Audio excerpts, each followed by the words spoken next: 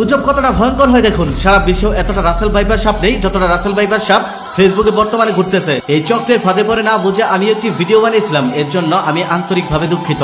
পরবর্তীতে এই ভিডিও দেখে বাংলাদেশ স্ন্যাক এক্সপার্ট গ্রুপের একজন সদস্য আমাকে জানান, রাসেল ভাইপার সাপের নামে ফেসবুকের মধ্যে যে তথ্যগুলো ছড়ানো হচ্ছে তা সম্পূর্ণই ভুল, এমনকি তিনি প্রমাণ সহ দেখান। প্রথম কথা হচ্ছে, রাসেল ভাইপার বাংলাদেশে আগের থেকে ছিল। এটাতে ছড়ানো হচ্ছে যে হুট করে রাসেল ভাইপার চলে এসেছে, এটা সম্পূর্ণই ভুল। তবে হ্যাঁ, প্রাকৃতিক পরিবেশের কারণে কিছু কিছু সময় সাপ বেশি বংশ বিস্তার করতে পারে। এই বছরটাও তেমনই, পরিবেশ ভালো হয় হয়তো এবার বংশ বিস্তারটা একটু বেশি হয়েছে। আবার এই সাপ পৃথিবীর সব থেকে বেশি বিষাক্ত সাপ নয়, খোয়া গোখরা, পদ্ম গোখরা এর থেকে অনেক বিষাক্ত সাপ, খুব ভয়ঙ্কর। এগুলো তো বাংলাদেশে অ্যাভেলেবল। রাসেল ভাইপারের প্রতিষেধকও বাংলাদেশে অভাব নেই। কামড় দেওয়ার স্থানের একটু উপরে বেঁধে দ্রুত হসপিটালে নিয়ে গেলে রোগী কখনোই মারা যায় না। মানুষ দেখলেই রাসেল ভাইপার একদম হা করে আসে, এটা সম্পূর্ণ ভুল। রাসেল ভাইপার একদম অলস জাতীয় একটি সাপ, ৩-৪ দিন একই জায়গায় শুয়ে থাকার রেকর্ড তার আছে। ৫০ থেকে ৮০টা পর্যন্ত বাচ্চা এই সাপ ঠিকই দেয়, তবে পরিবেশ পরিস্থিতি